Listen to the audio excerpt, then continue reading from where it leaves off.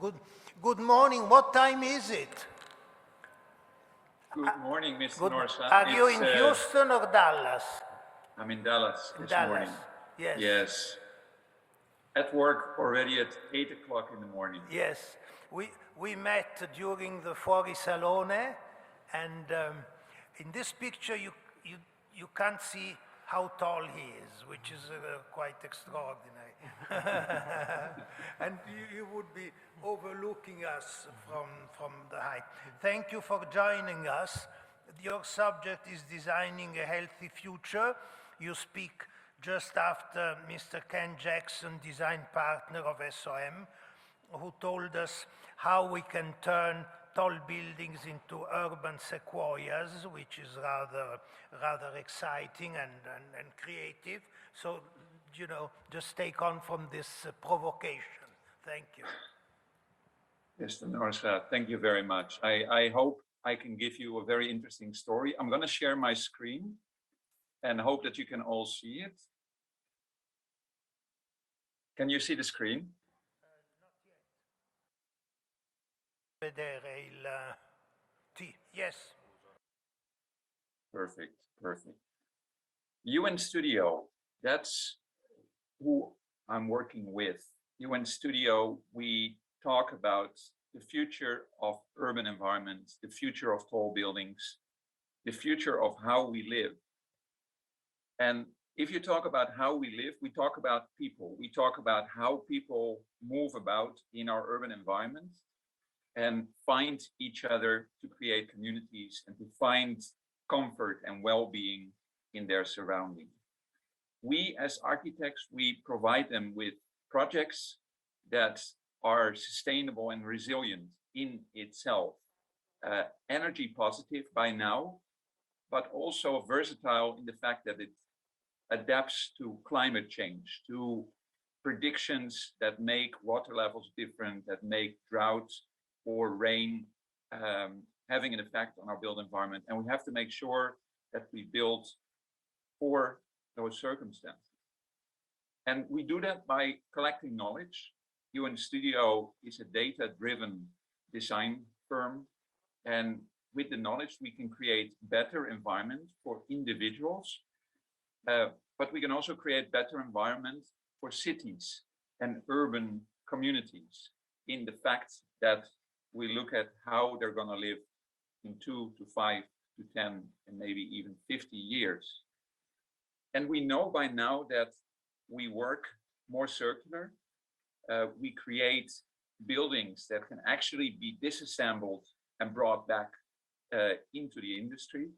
And we create better social health environment that is more adapted to the climate that I talked about, as well as more adapted to living together and find opportunities within a closer vicinity of the community. UNStudio is based on collecting this and looking towards the future. And with the knowledge, we can actually build in our built environment ways to adapt with technology. I'll get back to that later. With these platforms, we create collaborative curiosity, we say. That's not only for us as architects in the studio, but also for our clients. We want to make and innovate, we say. And if we talk about tall buildings, for instance, we researched already 10 years ago ways of making buildings energy neutral and by now energy positive. Not only for new build, but also for existing. This is Hanwha headquarters in Seoul, in which we created a new envelope. And the envelope not only provides proper work environment inside the building, but also creates energy with which the building can at least take care of itself partially. This is retrofit, and this is something that we bump into so many more times. And it's very important to see this as a mature industry, retrofitting existing. And to retrofit, we also are researching ways to create better aesthetics. If we're talking about PV panels, and I hope you can see the little movie proper, we created a product that makes that we can actually adapt to the existing environment as well as new environment with an energy producing panel that is literally seamless in its adaptation in built environment. We make them smart, much more efficient, but also aesthetically pleasing, transparent or semi-transparent or solid. It's a way of dealing with how we work with new technologies nowadays. And creating this new product brought us new insights in the potential. I want to take a step back to a project that we did for Italy. It's not a high-rise, but it's something that brought us to ideas that we utilized in later projects. And this is the Eni Palazzo, the competition that we did in 2011. For the Eni Palazzo, an oil company, we created the most efficient and energy positive building we could imagine. That's what we wanted to confront Eni with, that they can have a building which tells them how much energy they consume, how much energy they produce, and which people and how would they produce and create that energy. And we created a unit for this, a built environment that actually literally is based on energy consumption production, and with that also about healthy environment.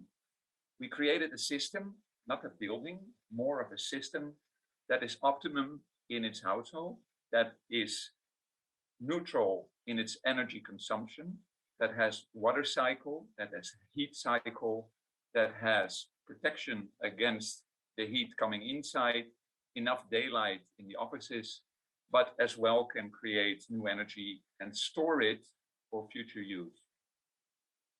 Not only did we do the building as such, but we also created an environment in the building that actually translates that technique and shows the people that visit and that work what is the energy consumption of Eni, the headquarters, and Eni, the company overall. Linking it to your cell phone, to your smartphone, makes that people can see what is their energy consumption, what did they eat today, is it healthy or is it less healthy? But also we can show the building as such and making sure that this awareness of everybody, and we're talking about 10 years ago, is very prone in showing what the building can do for the company as an energy neutral hub, but also for the branding of Eni, the rebranding of an oil company. We talk about tall buildings and we talk about anchoring that in a sustainable, healthy public space.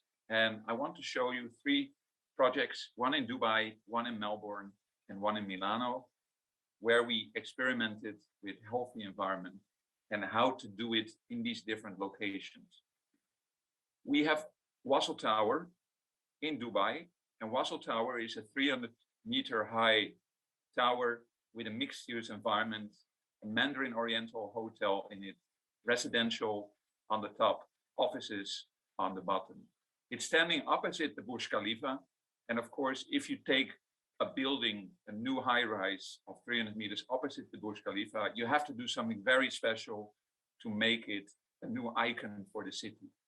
And we created an icon that is based on its orientation, dealing with this hot and harsh environment.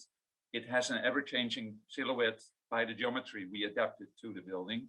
And the geometry is based on how the sun actually makes the move from morning to evening. We created an energy-saving envelope, and the envelope was done in such a way that we could create 5% less energy.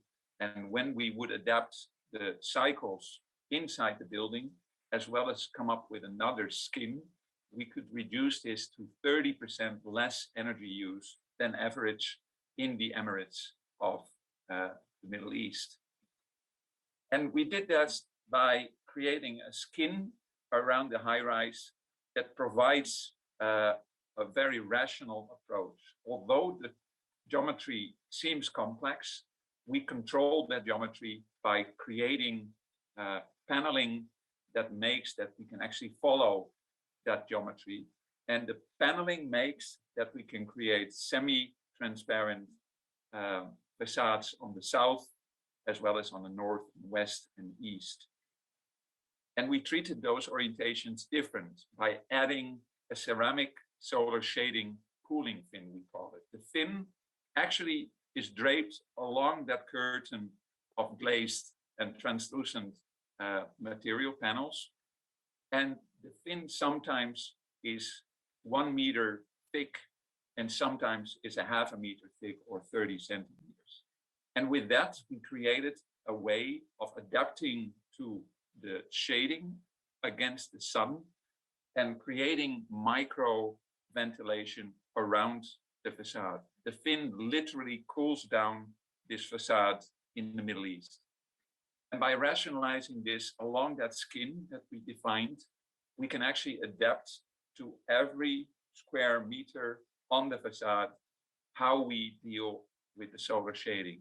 The fin not only creates a buffer against this heat, it also cools down the heat along the facade, as well as it projects more light into the building by reflection of the inside of the fin.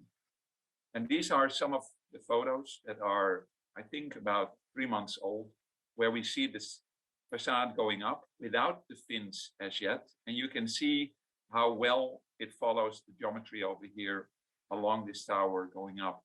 And once you get to very curved elements, of course, we jump out over there and we create this wonderful texture that has to do with blocking the sun. On the right, you see the fins. The fins are partially ceramics, and we chose ceramics to make sure that it's durable in this heat. And by protruding the ceramics out, here the fin is lying in front of you, we can actually create that wind blowing through the fin over this facade and cooling it down. The ceramics itself, very special, has been glazed.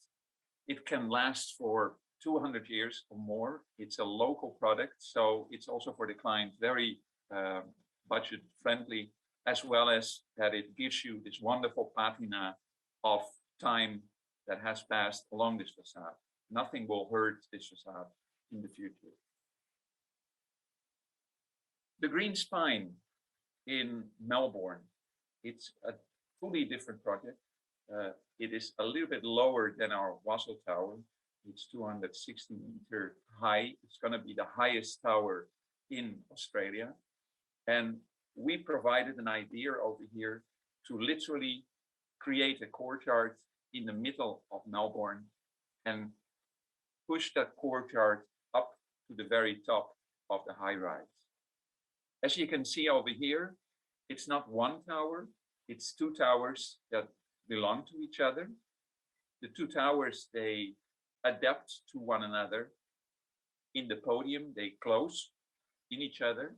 But as you go along the height, the towers open up, they twist in different directions and create this wonderful living environment for people that will work over here, that will live over here and spend their leisure time. The tower has an urban environment that literally comes from the botanical garden that are at its feet. We saw the botanical garden as something that defines how we want the tower to show to the city, with a more urban side that is closed and a little bit more hard, and a softer element that is on the heart and forms this courtyard. The tower is built with programming that belongs to the neighborhood, but especially with programming that says something about the quality of living along the height of the tower. It actually takes the biophilic approach as a means to create a different environment. And we are talking about a facade that is thermal and adaptive. We create a facade that can control the air quality on lower levels, but also on higher levels. Noise absorption to create a buffer against the city noise that is still there. And of course, the idea of biophilia, just like in Bosco Verticale in Milano, it creates a very gentle environment where people would like to live. So the spine is something that creates its own ventilation, its own environment in the health sense, but it also creates a cool wind that goes down to the podium and makes sure that the podium, which is 3 levels high, becomes dynamic and livable. We created in this tower a big marketplace. We have the Centre Pompidou as cultural element in the project, which has just been released a couple of months ago. And we have botanical gardens, not on its feet, but actually we have botanical gardens on the very top of the high tower, which will be in a large greenhouse, which will provide a unique place for visitors to see Melbourne from above, but also experience the new way of working and living together in such a community. The marketplace, which is the big podium on which the 2 towers stand, they are connecting this high rise to the city. They make that people want to come to our project and make use of the different offerings. As I said, the Museum of Contemporary Art, we have cinemas over here, we have a Congress Center over here, and of course a lot of F&B food market that make this into a new center for the Beulah neighborhood that it stands in South River, Melbourne. For Milano, we took this idea a little further. We said, why don't we, instead of only see that adaptability of healthy environment on the outside, why don't we also do that on the inside? And this project, which we did for City Life, you know all that Bjarke Big won this wonderful competition. We were second in the finals, but I wanted to share this with you to show how we think and how we presented the project to the client City Life. We created a versatile environment that is healthy, but also sensorial, that makes that it adapts to individual needs of people visiting here. It creates a physical setting that is pleasant and comfortable. And of course, with that also can create a technical comfort level that makes that air quality and temperature and humidity is as good as you can get in hospitals, for instance, which is the highest level of creating healthy environment. Of course, when you do this on the inside of the buildings and you do it on the facade, you need to adapt it to the urban environment in which it's in. And what we said, if we create a living building, a living environment that actually is almost organic, we have to adapt this to the landscape. And the Fiera terrain where City Life is located is the perfect opportunity to actually take care of this.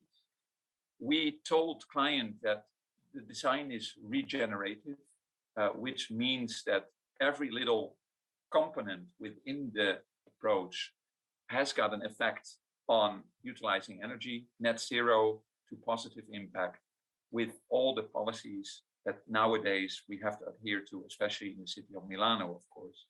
And don't forget, it's not only about the hard facts, but it's about the social facts, the way people experience and can enjoy the built environment. We created a performative and circular facade based out of ceramics, again, because ceramics is a very durable and efficient material to work with. Ceramics that could extract CO2 from the air, that exists already. So literally we can take in pollution into the built environment, into the material. And as you can see, we utilize the PV panels over here that create another way of working with the facade. So the unitation of the facade, the environment, and the materials make this building circular. The energy household was integrated and resilient, especially the water and waste was something that we strategized in such a way that we almost did not have to take anything out of the environment itself. The 2 buildings would communicate to each other and actually would create a cycle for both water and waste. And with that would be an example of how the community would work together over here. The people that work in the offices and the people that stayed in the hotel in this project. We created a cycle which is sustainable, which is regenerative in the sense of social value, equity, and restorative in the fact that it cares for your health, for your own individual being. And with that, not only the physical approach became a celebration, but especially the way we experienced it and the comfort levels within the project related to this landscape became an inclusive landscape to enjoy.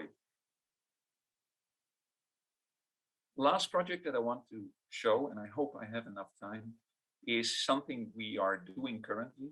It's not a tall building, it's a low rise, but it has the idea of healthy living as a product. And the project is in Bruzzano, north of Milan, and we call it Mending the Suburbs. The project is under permitting currently with the municipality of Milan, and I really would like to tell you a little bit about this kind of unique approach that we do. The project literally takes the way we live together as a new business model concerning well-being and comfort. Healthy environment is something that we are all developing currently, but to create a community that takes the healthy environment as base is something that is still quite new. The community is based on a clinic that would be located in Bruzzano for our client. And the clinic can do something that is way beyond the normal built environment that we can do. It can create a healthy landscape, and that healthy landscape, which exists out of the building as well as the biophilia, is smart, can measure you, can measure the air, can measure the environment, and actually show factual that you live in a better environment than anywhere else. Clean air, good humidity, noise dampening, biotechnical in the sense that it takes care of the people, but also of its green, and of course, these lush hanging gardens everywhere. We created a sustainability that improves health, that prioritizes the comfort for people, and that activates a healthy living in the fact of moving, but also providing services that have to do with maintaining your health. So it's good for seniors, of course. It's good for people that have been hospitalized, but it's also good for the young generation and ourselves that care for a healthy lifespan, because that's what I think we all are looking for. We know that LEED is something that is an institute. BREEAM or LEED is something that we have to adhere to, but WELL by now is so much more important. How do we make sure that we create the best environment for people that live in cities and that want to be out there in a healthy outdoor environment? And we do this by making healthy environment smart, by making sure that we can maintain it, recycle it, and let it benefit the environment of people.